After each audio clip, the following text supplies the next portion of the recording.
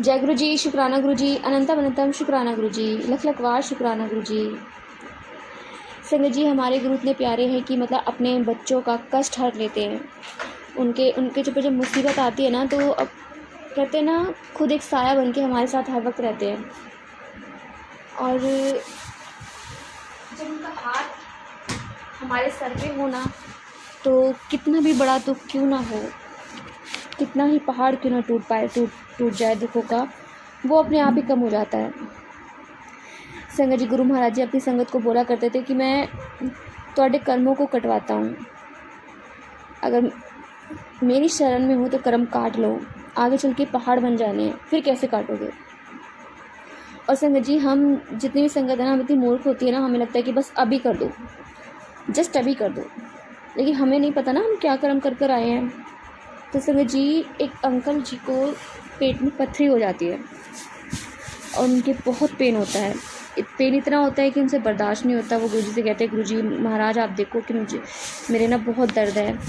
तो गुरुजी कहते हैं कि मैं की करा। एक डॉक्टर अंकल को आवाज़ लगाता है, डॉक्टर अंकल इधर आई, एनू चेक करी। तो उनको चेक करते हैं, उनको अल्ट्रासाउंड बोला जाता है, उनको पथरी निकलती है। तो गुरुजी कहते हैं, गुरु से बोलते हैं अंकल जी आके कि गुरु महाराज जी मुझे ना पथरी निकली है और पथरी का साइज़ बड़ा है। तो गुरुजी कहते हैं फिर मैं क्या करा। तो संगत जी, गुरु महाराज जी ऐसे ही टाल देते हैं। कहते हैं ना, गुरु महाराज जी कहते थे कि मैं अपने जो मेरे अपने हैं ना, मैं उनके कर्मों का भोग कराता हूँ, उनके कर्म काटता हूँ। अपने यानी हम सारी संगत गुरु जी के अपने हैं। गुरु जी हमेशा कहते थे कि मेरी संगत मेरे लिए सबसे पहले है। अपनी संगत को मैं बहुत प्यार करता हूँ और उनके हर दुख और तकलीफ़ को मैं देखता हूँ, सहता हूँ और उनके कष्ट को भी मैं अपने ऊपर लेता हूँ। गुरु जी हमेशा अपने बच्चों को प्यार करते थे। संगत जी, गुरु जी इतना प्यार करते थे कि आपका हाथ पकड़ के आपको उस कीचड़ से बाहर निकाल लिया करते थे, जिस कीचड़ में, जिस दलदल में पता नहीं हम कितने जन्मों से फंसे हुए हैं। संगत जी, गुरु महाराज जी उनको बोल देते हैं कि हाँ हाँ चल बैठ जा। अब वो फिर से बैठ जाते हैं, लेकिन उन्हें फिर दिल्ली भेज दिया जाता है बड़े मंदिर बनवाने के लिए। संगत जी, उसके बाद उनको दर्द बराबर होता रहता है, वो काम करते रहते हैं। फिर एक दिन गुरु जी को बोलते हैं कि गुरु महाराज मुझे फिर से दर्द हो रहा है। गुरु जी महाराज कहते हैं हाँ चल ठीक है। वो मतलब गुरु जी उन पर ध्यान ही नहीं देते, पर वो कहते हैं अगर हम लोग होते तो हम लोग यही सोचते कि भाई गुरु जी कुछ नहीं कर सकते, लेकिन वो कहते हैं ना सब्र।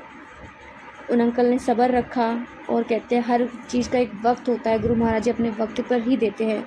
उस टाइम पीरियड में गुरु महाराज जी समाधि ले लेते हैं, अपना शरीर छोड़ देते हैं, चोला छोड़ देते हैं अपना। और अंकल जी की वही आदत, वो हर बात गुरु महाराज जी से बोलते और फिर करते। तो उस एक टाइम ऐसा आया कि उनके बेटे की शादी थी और उनको बहुत दर्द इतना कि जिससे दांतों तले उंगली चबा लेते हैं ना, ऐसा दर्द।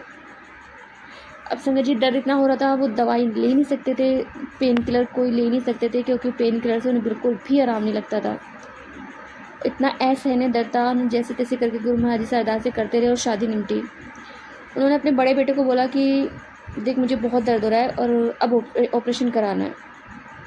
संगत जी, वो डॉक्टर के पास जाते हैं और उनका ऑपरेशन होता है। संगत जी ने इतना दर्द हुआ, ऑपरेशन होने के बाद भी वो दर्द उन्हें बर्दाश्त ही नहीं हो रहा था। तो डॉक्टर ने फाइल पे लिख दिया था कि नहीं, मतलब पेन किलर नहीं देनी है, इनको आराम नहीं मिलता है। तो उनको पैरासीटामोल का लिक्विड का इंजेक्शन लगा दिया गया, लेकिन उस बच्चों वाला जो होता है, बट उनको उससे भी आराम नहीं लगा। दर्द उनके लगातार हुआ। डॉक्टर छुट्टी के लिए बोले, वो छुट्टी ना ले कि मैं तो छुट्टी बिल्कुल नहीं लूँगा जब तक डॉक्टर मेरा इस समस्या का समाधान नहीं करेगा। तो फिर भी उसके बाद डॉक्टर उन्हें ज़बरदस्ती छुट्टी दे देते हैं। डॉक्टर उनको बोलता है कि आप मेरे पास बाद में आना। संगत जी, वो किसी और डॉक्टर के पास जाते हैं दिखाने के लिए, क्योंकि दर्द बंद नहीं होता। इंसान हम जैसे लोग यही सोचेंगे कि चलो कहीं और लेके चलते हैं, भाई इस डॉक्टर से आराम नहीं लग रहा। तो जब वो दूसरे डॉक्टर के पास जाते हैं तो डॉक्टर ये बोलता है कि जिस डॉक्टर का केस है, अगर वही इस केस को देखेगा तो ही ठीक है, अदरवाइज़ कोई और चेक करेगा तो नुकसान नहीं है। तो संगत जी, वो फिर आप घर आ जाते हैं। तो एक दिन वो इस तरह से लेटे होते हैं और मतलब उनको बहुत दर्द हो रहा है। तो एकदम से वो गुरु जी से अरदास करते, गुरु महाराज जी सुबह होने तक या तो आप मुझे उठा लो मतलब मेरा शरीर को, मतलब मैं शरीर को छोड़ दूँ, या तो आप मुझे अपने साथ ले जाओ, नहीं तो मेरा दर्द बंद कर दो, जो मैं चैन से सो पाऊँ। तो संगत जी वो लेटे हुए होते हैं और एकदम से ना उनके लेफ़्ट साइड में, क्योंकि वो राइट साइड की तरफ लेके सो जाते हैं करवट लेके, तो उनकी लेफ़्ट साइड में एकदम से कोई भारी सी चीज़ आके गिरती है और वो एकदम से अपनी वाइफ़ को आवाज़ लगाते हैं और झटका मारते एकदम से, अपने हाथ को ऐसे मारते हैं अपने इस पे लेफ़्ट साइड में, और अपनी वाइफ़ को आवाज़ लगा के देखना कोई बिल्ली, चूहा या कोई ऐसी चीज़ आके तो नहीं कूद गई मेरे ऊपर। तो लाइट जला के सारे में चेक करते हैं, ऐसा कुछ भी नहीं होता है। तो कहती है लगता है गुरु महाराज जी ने मतलब ब्लेस कर दिया, गुरु महाराज जी का हाथ लग गया। तो कहते हैं बस अब फिर ठीक है, अब गुरु महाराज जी का हाथ लग गया तो मैं ठीक हो जाऊँगा।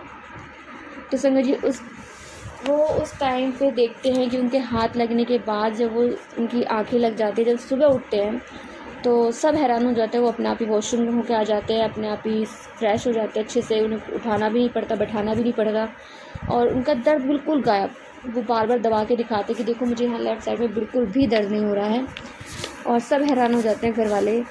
फिर वो डॉक्टर के पास जाना होता है, उन्हें वो डॉक्टर के पास जाते हैं और संगत जी डॉक्टर के पास जाते हैं वो, और वहाँ पे उनका चेकअप होता है। और संगत जी उसके पहले ना जब ऑपरेशन होता है उनका, उसके बाद उनको जो लगातार पेन होता रहता है और वो डॉक्टर को कहते रहते हैं। फिर जब वो लेटे हुए करवट लेते हैं ना संगत जी, तो उनकी जिस बैक साइड से जहाँ छेद किया जाता है ऑपरेशन थिएटर से दूरबीन वगैरह डाली जाती है, उस जगह से उनका फ्लूइड निकलना स्टार्ट होता है। इतनी तेज़ी से निकलता है, इतना तेज़ी से निकलता है कि पूरी चद्दर गीली हो जाती है। डॉक्टर्स को बुलाया जाता है, डॉक्टर एक रुई का गट्ठर सा लगा के वहाँ टेप लगाते हैं, लेकिन वो फिर भी लीकेज बंद नहीं होती। उसके बाद उन्हें ज़बरदस्ती छुट्टी दी जाती है। तो संगत जी देख लो कितने बड़ा कष्ट गुरु महाराज जी ने उनका एक बार में ही कटवाया, इतनी बुरी तरह से दर्द सहने, मतलब 10 साल तक वो दर्द बर्दाश्त करा। और जब वो संगत गुरु महाराज जी ने अपनी संगत का रोग काटा, कष्ट काटा, तो वो दर्द इतना बड़ा कर दिया कि मतलब बड़ा, मतलब हम लोगों के लिए बड़ा, लेकिन गुरु महाराज जी ने उनके उस दर्द को, उनके कर्मों को एक दर्द के रूप में लाके उसे बहुत छोटा कर दिया। संगत जी जब डॉक्टर के पास जाते हैं तो डॉक्टर उन्हें बोलता है कि आपके अंदर स्टंट डालना है, जो कि मैं भूल गया हूँ डालना। और वो यूरिन से लेके किडनी तक डाला जाता है, एक छोटा पाइप डाला जाता है मोटा सा, ताकि कोई कचरा वचरा रहे तो वो मतलब निकल जाए। तो संगत जी वो डॉक्टर डालना भूल जाता है और उस वजह से उनके पेन बहुत ज़्यादा होता है। उसके बाद उस स्टंट को डाला जाता है और उसके बाद वो पूरी तरह से ठीक हो जाते हैं। तो संगत जी 10 साल का दर्द और वो ऑपरेशन के बाद का दर्द, गुरु महाराज जी इनके न जाने कितने कर्मों को एक साथ काट दिया। संगत जी सब कर्मों का लेखा जोखा है, जो भी आता है हमारे सामने आता है और हमें लगता है कि नहीं, हम पता नहीं क्यों ऐसा हो रहा है, हमारे साथ ऐसा क्यों हो रहा है, और उसने मुझे ऐसा क्यों बोला या मैंने उसको ऐसा क्यों नहीं बोला, उसको रिटर्न में जवाब क्यों नहीं दिया। संगत जी सब कर्मों का लेखा जोखा है। हमें लगता है कि हमारे साथ गलत हो रहा है, बट कहते हैं ना कि आपने भी तो कुछ बुरे कर्म करे होंगे और बुरे कर्मों का ही फल हमें यहीं भोगना पड़ता है, लेकिन अगर गुरु जी का साथ होना तो सब ठीक हो जाता है। संगत जी उन लोगों को भी देखिए जिनके सर पे गुरु का हाथ नहीं है और वो अपने कर्मों को भोग रहे हैं। हमें तो हमारे गुरु मिले हैं और इतने प्यारे गुरु, वो भी पूर्ण गुरु मिलना नामुमकिन है। बट कहते ना कलयुग में तो भगवान भी बहुत आसानी से मिल जाते हैं। सतयुग में तो न जाने कितनी परीक्षा लेते थे भगवान, और कितनी तपस्या करनी पड़ती थी, तब जाके भगवान शिव के दर्शन होते थे।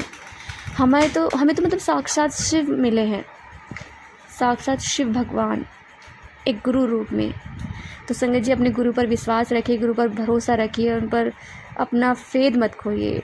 इतना विश्वास करिए कि आपको मतलब गुरु जी खुद उस चीज़ को कर दें, जो भी आपको परेशानी हो उसे खुद उस परेशानी से आपको बाहर निकाल ले। इतना विश्वास हमें अपने गुरु पे होना चाहिए। मैं जानती हूँ कि हम इंसान हैं और मुझसे भी हो जाती है गलतियाँ, मैं भी कभी ना कभी क्वेश्चन मार्क कर देती हूँ, क्योंकि हम इंसान हैं। हम गुरु कहते हैं ना, हम गुरु जी को वो नहीं समझ पा सकते, नहीं है हमें इतनी समझ जो हमारे लिए हमारे गुरु कर जाते हैं। हमें लगता है गुरु जी कुछ नहीं करे, बट गुरु महाराज जी हमारे लिए वो कर जाते हैं जो हमें भी नहीं पता होता। पता नहीं कितने आने वाले कष्टों